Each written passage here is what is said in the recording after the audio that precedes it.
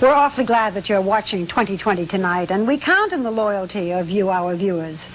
But okay, we understand you might have to miss the program now and then. So what do you do? John Stossel, what do you do? You tape it, Barbara. If you're like millions of Americans, you have a machine like this one, a VCR or video cassette recorder. Take a cassette, slip it in the machine, set the timer, and you can record whatever program you want to watch and watch it at your convenience, not the TV station's convenience. It's called freedom. True. This is the subject of John's report tonight, the home videotape recorder, and I hear that it's the biggest craze since the hula hoop. They're selling unbelievably well. Even the manufacturers are selling more than they ever expected to. They think maybe 7 million this year. Some people buy several. In the suburbs of New York, Steve Lincoln lives in a house stuffed with electronics. I'm a video maniac, and my house is full of video equipment, including a VHS recorder, beta recorder. Lincoln's home runs on remote control. With these, he adjusts TV monitors and stereo sound all over the house. The telephone is also equipped with remote control capabilities so that I can call my home from anywhere in the world and turn on my VCR. Even the baby in Steve's world has her own TV channel. He can watch her from all over the house.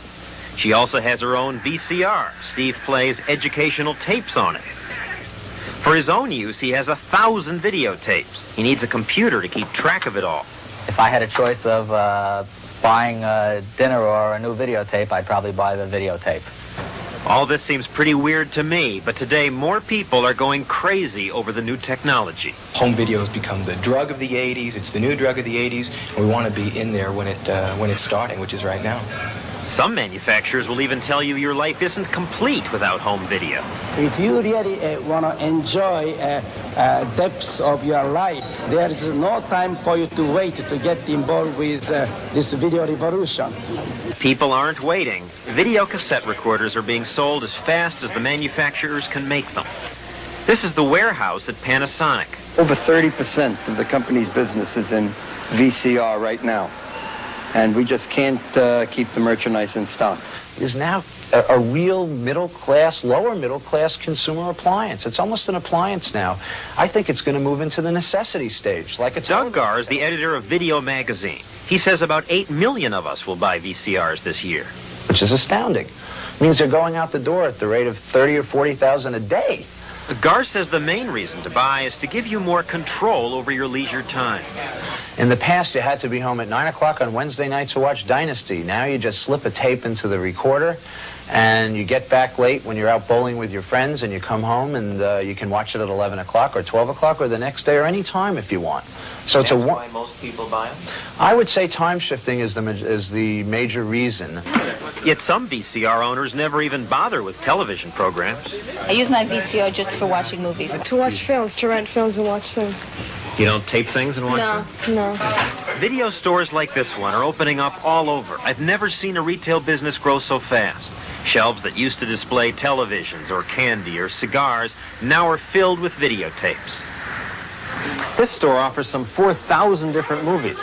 Most of these places began by selling the movies, but at $75 a crack, that scared a lot of people away.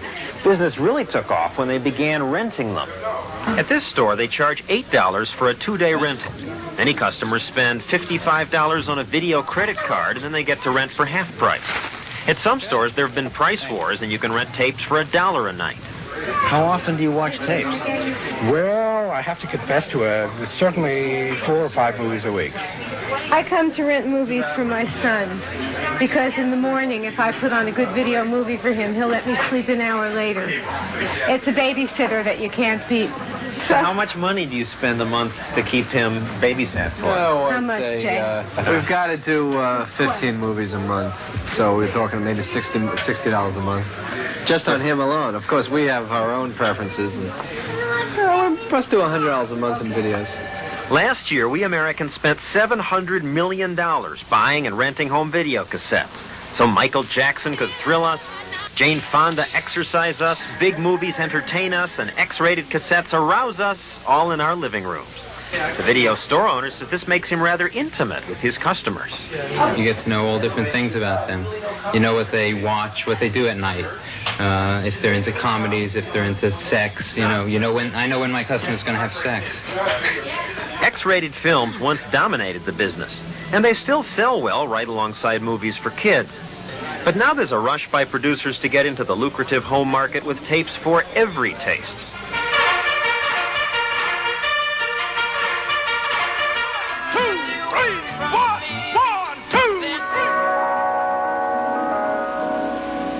Hello. There are many advantages to becoming an efficient and gracious home bartender.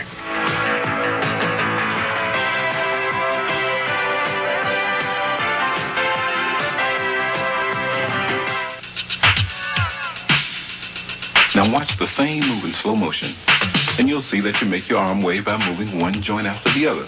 Home video is an expanding marketplace. It started a couple of years ago from nothing and seems to be going through the roof.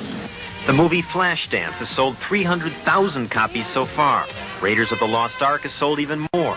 Last month, the distributor paid $3 million for cassette rights to a movie that has yet to be made. The home video business, if you include hardware and software, is almost $1 billion business today. But one thing that's upsetting the movie industry is piracy. Piracy is when people buy a cassette and then make copies of it to give or sell to other people. That's why video cassettes carry an FBI warning. When we called the FBI, they told us they wouldn't be raiding your living room. They're going after organized copying operations like this one, where they use dozens of cassette recorders to make thousands of copies of movies. To recover what it's losing to piracy and get more money from the tape rental market, Hollywood has gone to Congress for help.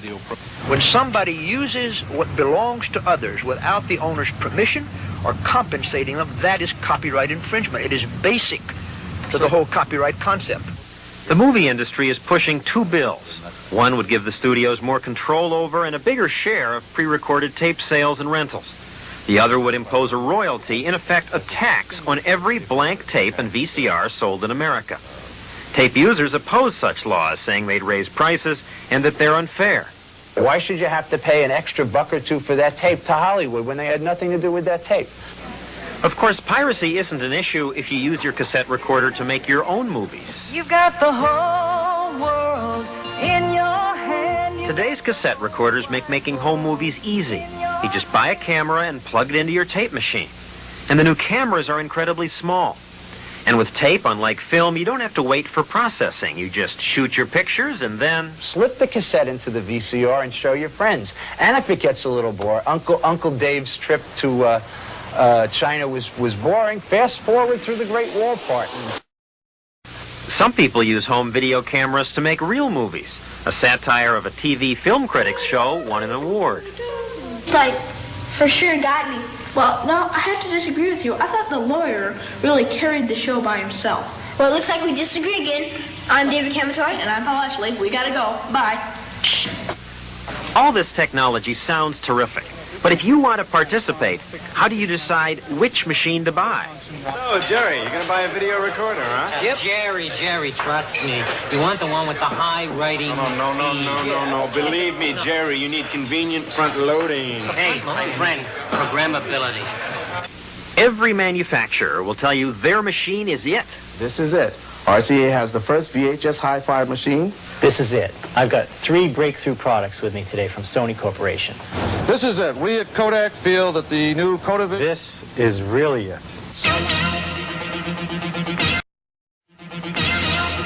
If you're not confused yet, you will be when you take a look at this place.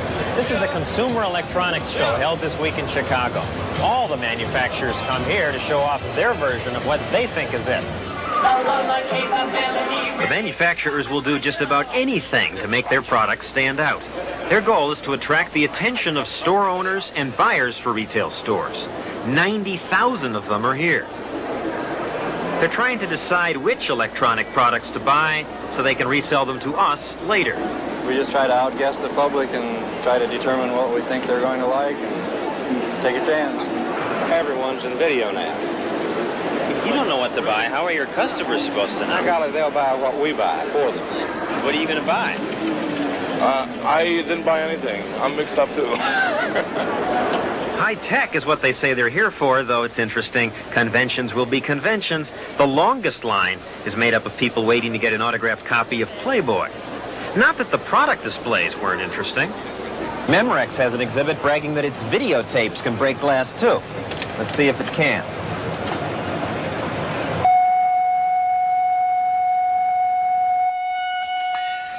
It works.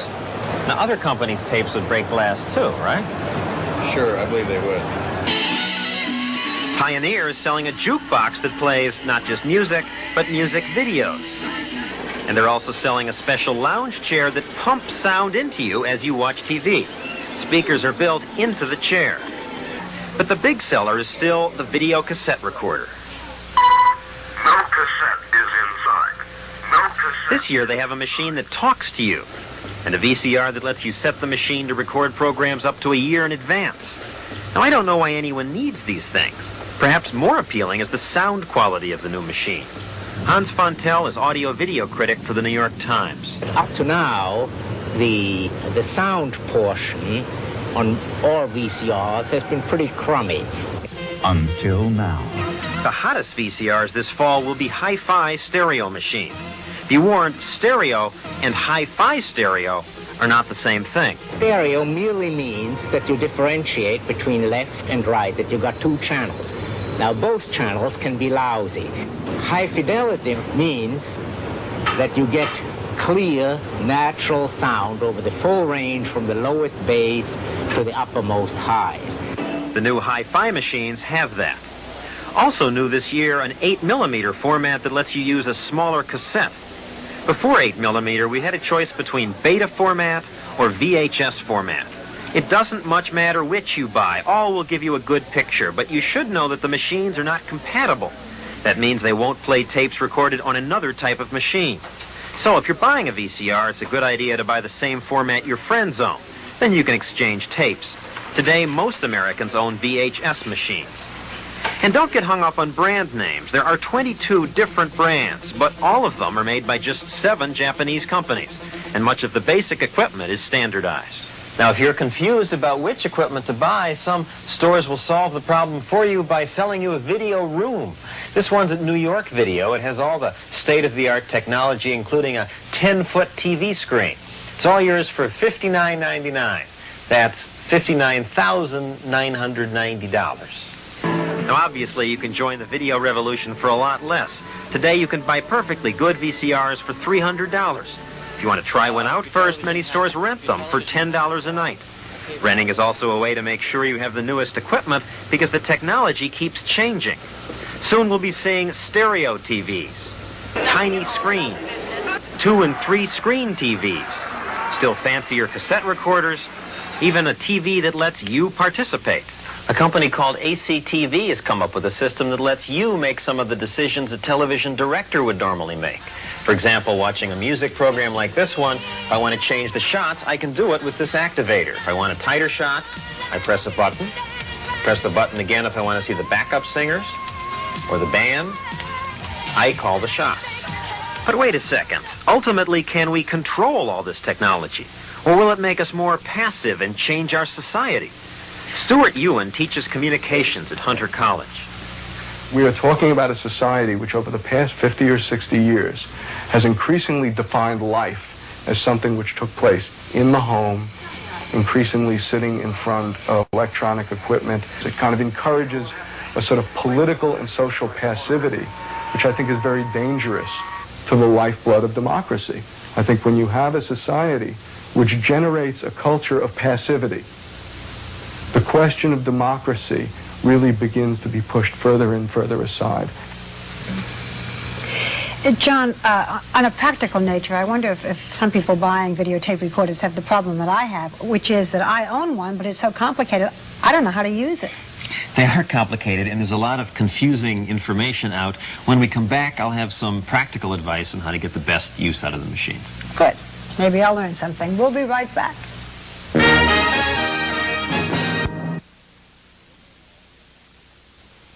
We've been talking about home videotape recorders, and as I was saying to John, and maybe you have the same problem, I have a home videotape recorder, but it's so complicated that I need a videotape to teach me how to use my videotape Do they make those? They actually have those, They do? though they're expensive. I think it's easier just to ask the store for help. Most stores we called said they would come to your house, hook up the machine for you, show you how to use it. Some said they might charge you $20 or $30. Some will do it free. You don't make house calls. Not since I got steady work. But I do have some advice from the experts on buying and using these machines. Some of the advice may surprise you. First, list price is a joke. Don't pay list or suggested retail price. We called dozens of stores. The average prices were 20% below list. I'm sure they'd like to sell it to us for list price, but if you shop around at all, you can buy a $500 machine for about $400. Second, I've always assumed that if I wanted the best picture when taping something, I should buy brand new videotape, and that's what stores that sell this stuff have told me. In fact, the experts say that for complicated technical reasons, you may get a slightly better picture using tape you've used before.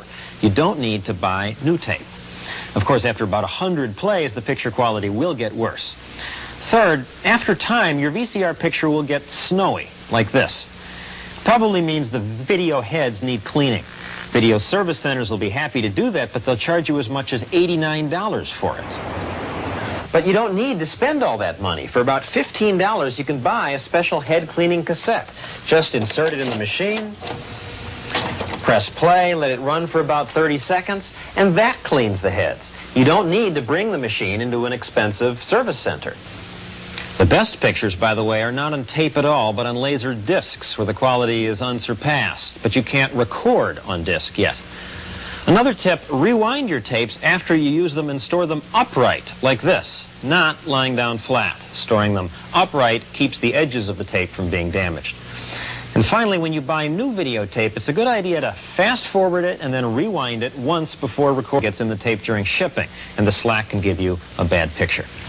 Does that help? Yeah, very interesting, very informative. I thank you, and if you don't mind just repeating all of that, we'll tape it.